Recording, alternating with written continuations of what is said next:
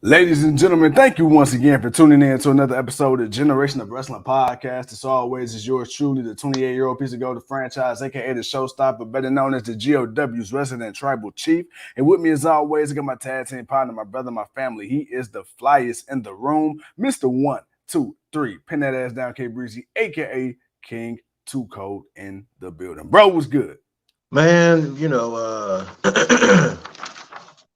watching the SmackDown, laughing at Brock Lesnar. I gotta say, man, before we get into it, man, I kind of miss the talking Brock Lesnar. It's been such a long. I mean, I know for a lot of people, since Paul Heyman has been back as the advocate for Brock Lesnar, Paul has done a lot of the talking. And kind of forget when you actually get to hear Brock. I'm not saying he's a great promo guy. Don't get me wrong. I'm not saying that. What I am saying is sometimes he can just hit you with some gems, or the dude's got a little charisma to him, man. Brock, he doesn't always come off as that goofy kind of guy, but he can kind of be fake goofy, but it's like, he's pretending, but it's getting over. It works. Right.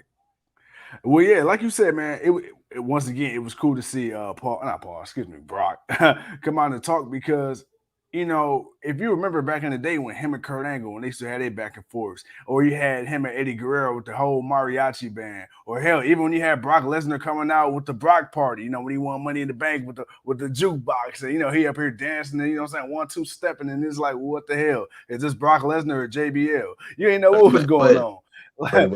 Like Brock is, and it's cool too, man, because for so long we've seen Brock like this big UFC meathead caveman, right? Just super like straight to the point.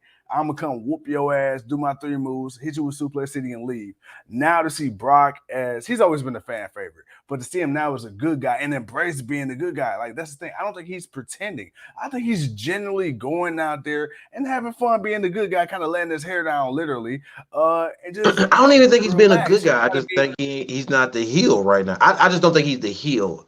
I think he's just he's still a beast. He's still a brute. Like, he'll still whoop your ass, and he'll still F5 whoever. He'll still do whatever. He's kind of like that anti-hero. It's kind of that Stone Cold kind of borderline where he does kind of heelish things, but you cheer it because he's just such a badass.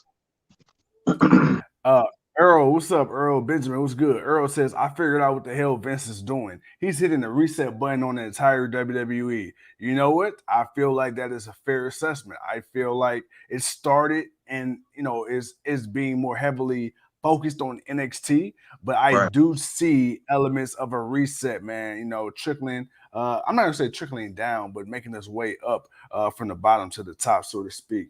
But yeah, man. All right, so let's get through this match card really quick because we still got to get ready for AEW soon. Right now, we got Sami Zayn getting ready to go one-on-one with the Tribal Chief in the main event. But let's talk about how we got there. So like you said, man, Brock Lesnar came out and he was finna talk about the suspension and everything like that and how we got here. But then Sami Zayn brought his nutty ass on out here. And it was his fault. It's his fault he's in this predicament because of this. And he interrupted the beast. And then Brock Lesnar was like, you know what? Well, never mind. Sami Zayn got hit with a suplex, so we'll see how long this match lasts. But Sami Zayn, he interrupted Brock Lesnar. And Brock Lesnar like, you know what? How about this, man? I'm a fan of yours now. Okay, I don't know who the hell you are, but I'm a fan. You got balls, kid. Tonight, you're going to go one-on-one with Roman Reigns. You're going to challenge Roman Reigns. And Sami tried everything in this power. He gave every excuse. But see, the thing is, when you got a 300-pound beast like Brock Lesnar grab you up by the neck, you can't tell the man no. So he reluctantly agrees as he's getting his ass handed to him right now by the Beast Incarnate. With about 11 minutes left of showtime, and Roman Reigns, his entrance is about 6 minutes. So we're going to get about a 30-second match if we get one. 2 goals. So the implications of this match is whoever wins between Sami and Roman, Brock Lesnar will face at WWE Day 1. And I can assume we all know who's going to face. But, hey, we still got a match left. All right, then next up, we get Sonya Deville, Sami Zayn. Sami Zayn's in the back trying to weasel his way out. But Brock Lesnar makes sure that doesn't happen. And, oh, my God, Sami Zayn once again going, wee! F5. He damn sure did. Man, look here. You know what? I'm not even going to lie. if Sami Zayn would have actually have beaten Roman Reigns, I think people still would have wanted to see how Brock was going to beat the shit out of him at the pay-per-view. But of course, the money match is Roman versus Brock again. And the fact that he's doing this to him, making it easy for Roman Reigns just so it could be him and Roman Reigns at the pay-per-view. I mean, honestly, I don't even think he had to do this. For me, Brock didn't even have to do all this. He could have came out and stood on the side or went to commentary. He could have sat at the commentary desk and sat and talked with Pat McAfee, and him and Pat McAfee could have sat there and talked some shit. I would have mind hearing from Brock Lesnar and Pat McAfee. Like, I ain't even gonna lie. Yeah. I would have loved to hear what they would have had to say. And he could have just let Roman beat Sami. Sami would have just lost. Sami would have put on an effort, but he just picked him up and put him in the corner. That was fucked up. But I'd have just let Roman fight Sami. I'd have did it that way. But it is what it is. But go ahead, man. I'm sorry. That was funny. No, it's all good. And then we get our first match of the night. We get my favorite person, man. We get the BOSS, you know what I'm saying? The boss, Sasha Banks, going up against the submission magician, Shayna Baszler. Before I even talk about this match, too cold. God damn it. I am so glad that we got Shayna Baszler on SmackDown, because when she got called up from the main roster, this is the Shayna Baszler we wanted. Somebody that's serious. That ain't with all that hokey bullshit. Somebody that's going to go out there and be a legitimate contender, because she is just that. And then, of course, you got one of the most legitimate people in the game right now, the boss, future Hall of Famer, Too Cold. This match wasn't long at all, man. We ended up having Banks picking up the victory. But overall, man, okay, tell me your thoughts about the match. But I more so want to focus, surprisingly, not on Sasha. I want to focus on Shayna Baszler, man. Where do we see Shayna Baszler going if she stays on SmackDown for the immediate future? How can I say this to you? How did you come up, man, with Shayna? My bad. Yeah, I didn't like it. It was because the match is me. No, bro, no. No. Shayna looked better than she has on Raw, but I mean, it's Sasha Banks, so okay, Sasha can get a victory. I guess my thing with Sasha is like, you were just a heel not too long ago. Now you're a face, and it's like, I don't know, man. I think the heel. I don't know. It's just, man. Too many goddamn changes. You know what? She's getting the Big Show treatment, where they change her heel and face, and you don't really get an explanation. It's just one man, they did this with Elias, man, and it killed Elias, because it was like he was like hated, and then he was so over that every time he would come out, the people were going crazy for him, man, and they were like, "Yo, walk with Elias!" Like, damn, like everybody walking with Elias all of a sudden. And then they turned them back here, and then it was like, they did flip-floppity so much. And I think that's kind of where I'm at with Sasha. So it's like her winning. I would have preferred Shayna winning. But what does Sasha need the victory for? I mean, if you want to take it a little further and build on it a little more, I don't know if she's going to fight Shotzi Blackheart again. And if that's the case, you could have did that here, but you didn't. So you could have built something. Shayna Baszler versus Sasha Banks. I think you could have did something like that. That gives Shayna a little bit of legitimacy. But I don't know, man. This WWE theory of the person losing the first match. Sometimes it's okay. Sometimes, but every now and then, man, it's okay to have the lesser person win. Especially when the person's not even a champion. Sasha's not even a champion, so it's not like her taking a loss really hurts anything. You know what I'm saying? That, but if anything, hell, that'll bring on a rematch. So it's like, oh well, Shayna beat her last time. Can she beat her again? Can Sasha get the So I don't know. I think a little different, but it is what it is, man. It was okay. Nothing. It wasn't wowing to me. Next up, man, we get a segment. We get Sonya Deville and Adam Pearce on FaceTime. Hey, we waiting on Pearce, right? He's the other half of middle management. He says, you know what, I'm good. He's scared of Brock. I don't want to come in there. I ain't gonna do that. I don't want to cancel the show. And then we get Drew McIntyre, and Drew McIntyre says, "Hey man, let Pierce know I'm looking for him." Then after this, we get a segment with Corbin and Moss, in which hey, they talk a little shit about Jeff Hardy and Drew McIntyre. Drew McIntyre comes out. Jeff Hardy ends up beating up both of them. Then he ends up getting his ass whooped until Drew McIntyre comes out. Then them two, they go ahead, they handle their business. Then we get a fire Xia Li promo now. Too cold. I'm going to say the build up to Xia Li on the main roster, nothing short of amazing. We said this a million times. The one thing that WWE does, if anything right, perfectly even, are video packages, vignettes. They know how to make you want to see somebody for the first time or make you want to see a match for the first time. With WWE, you cannot watch a whole month's worth of wrestling before a pay-per-view and then watch their vignette during the pay-per-view and feel like, damn, you ain't missed a step. I like where they're going with Xia Li.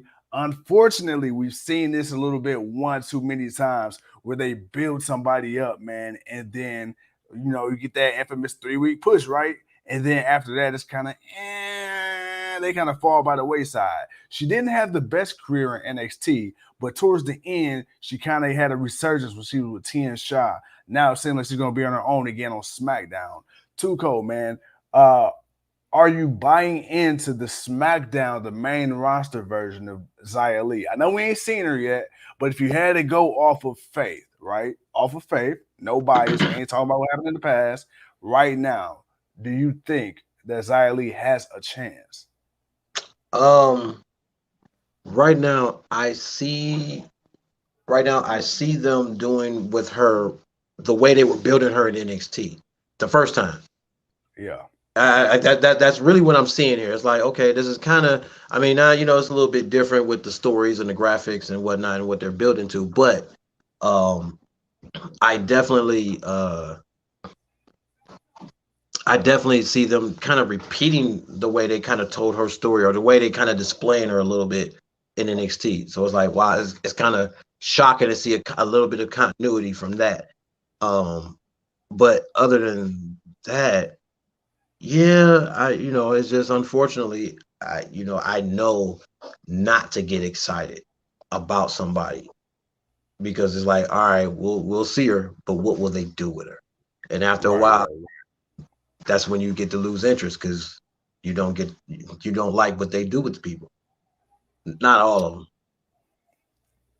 Too cold. Speaking of not knowing what they're going to do with people and losing interest, my interest was piqued when I heard that music. Dun dun. Sounded like it's gonna be the entrance to Law and Order SVU or something. It was actually the Viking Raiders, man. They made their return versus the Los Lotharios. Now I was excited when I seen the Viking Raiders. Like, goddamn, I ain't seen them in a minute. And then the match ends the way it ends. You got Rick Boogs and Shinsuke Nakamura. They coming out. They distract supposedly Los Lotharios, but they actually ended up working against the Viking Raiders as Los Lotharios ended up picking up the victory squash match. Like I said, Raiders lost to Boogs and all that. But then at the end of the match, it looked like the Viking Raiders might go whoop, Boogs and Nakamura's ass. But instead they ended up rocking out. Too cold.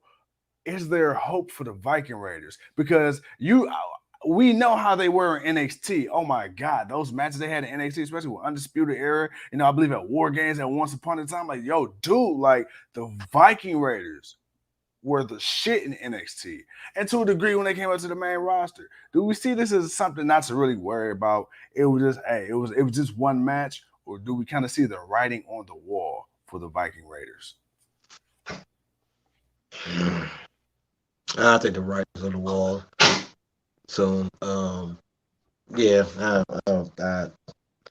they're on SmackDown. They'll wrestle more, so that's a good thing. But that's I don't know, man. I don't even know if they're gonna be there next week. Shit, man, to be real. That's true. I'll hope that they'll do something more and not just be jobbers just because Vince wants to push the younger, more handsome group of people and just use them as jobbers. I mean, they're better than that. They're way talented than that. We just got confirmation. They're way talented in that. So yeah, but yeah, man. the writing's on the wall for them, but Los Guerreros or whatever, the Spanish Playboys. Yeah. Yeah, man. I want to see them grow too. That's the thing. I want to see both teams grow. So if they can make something out of it and it's interesting, maybe maybe they do better the next time. All right, man, we're gonna get to the rest. We're gonna get to the rest of this card. It wasn't a whole lot. I ain't with no. But it wasn't a whole lot on this card. But all right. So next up, we get a segment with Toni Storm and Charlotte Flair. They did a recap of Piegate from last week, where Toni Storm took 2 pies to the face, and then we had an interview shortly after where she talked a little trash about Charlotte and says, "Hey, look, man, nothing's going to stop me from going after her in that title because guess what? I'm not scared of her." Then next after this, we have another match. We get Jey Uso, main event Uso versus King Woods, on which Woods will end up winning via DQ. But we will get reintroduced to the returning Kofi Kingston. So that was cool. Then we get the segment. We get Roman Reigns, Paul Heyman in the back. And they got Roman Reigns, Paul Heyman in the back. And he does. And well, Roman Reigns, Paul the Heyman. New Day. The New Day. They got a New Day and the Usos. They at WWE Day 1, right? Yeah. So we're gonna see the Usos versus New Day Tag Team Championships. Hey, bro, I'm thinking that WWE Day 1 is shaping up to be a nice little event so far. I'm like, all right, I see you. And then guess what? 7 days from WWE Day 1. Impact, we coming for you. All right, man. Then after that, so we get Charlotte Flair. She comes out and she shoots on Toni Storm, saying she's the most decorated woman in sports entertainment history. Yeah. Okay. Then we get Cesaro versus Sheamus. Sheamus ends up picking up the victory. I ain't gonna lie to you, bro. Sheamus ended up kicking the shit out of Cesaro with that bro kick, man. What did you think of the match? He always kicked the shit out of everybody with that bro kick, man. That's what I like about that bro kick. He be catching everybody with that bro kick, man. But it was a good match. I mean, it was what I expected from them too. Nothing too crazy. This was just a solid regular match. They beat the hell out of each other, and Sheamus got the better of the victory to prove to show his protege how it's done. After this, man, we get Naomi confronting Sonya Deville backstage, and Naomi challenges Sonya. Sonya says, "Hey, look, I'll be more than happy, to whoop that ass. However, as long as I got this suit on, I'm in business mode. I'm in boss mode. I'll make sure your ass don't get a check if you touch me." Right. But Naomi being Naomi says, I'm assuming you accept that as a challenge? Absolutely. And along with that accepted challenge came a 5-finger discount from yours truly, Sonya Deville, right across the face. But guess what? Naomi got a chance to make Deville feel the glow as these two will go one-on-one at WWE Day 1. Too cold. I am low-key. This is low-key one of the matches I'm looking forward to the most because the one thing we complain about in WWE is that they don't really have a lot of follow-through. They don't have a long continuation of storylines to actually have a big payoff. This has been something that's been in the making for months, ever since, Naomi has come back. I'm ready. We've been wanting to see Deville kind of ease her way out of that managerial role. We want to see her get back in the ring. We felt like she kind of got shortchanged when she was with Fire and Desire. Now is the time. Too cold, man. What are your thoughts on this one? I just wanted them to hurry up and get through it. If it's gonna lead to Sonya coming back to the ring, cool. But if it's a one-off, I just hurry up and get through it. Fair. I feel like you can't have this match if this is gonna be a one-off. I feel like it's a waste of time because you done built this too long and you've already kind of wasted Naomi, right? Because before she was out for as long as she was, you already kind of was playing with her, having her on, and then to have her go through this with Deville for so long, and then for it to be a one-off, I think it'd be a complete waste of time. If you're gonna waste your time bringing Deville back into the ring after all this time in general, she needs to stay. All right, man. Too cold. We got Tony Nese and Sammy Guevara in the ring right now, starting off the show. We're gonna hurry up and get through this last match, main event. Roman Reigns, Sami Zayn. Winner will go to face Brock Lesnar at WWE Day 1. Sami Zayn got his ass whooped before the match started. The shit lasted all of 30 seconds after Roman's entrance. Too cold. We got Roman Reigns. We got Brock Lesnar. It's official like a referee whistle. WWE Day 1. Any final thoughts of the show, man, before we get off here and get ready to come back on for AEW Dynamite review, Rampage review, excuse me. Brock Lesnar smashed Sami. Roman Reigns smashed Sami. Sami got his ass smashed. 1, 2, 3. Big pause. It was made official. Honestly, it was stupid. It was stupid. It was a waste of time. It was interesting because of the way Brock kind of forced Sami into it, but it's like, man, it's like, damn, man, yeah. Like I know there was no opportunity, but I'm not gonna lie, man. I actually wanted to see Sami Zayn versus Roman Reigns. I actually kind of wanted to see how Sami would fare, like just him being the way that he is, and kind of seeing the mind game he could play with Roman Reigns.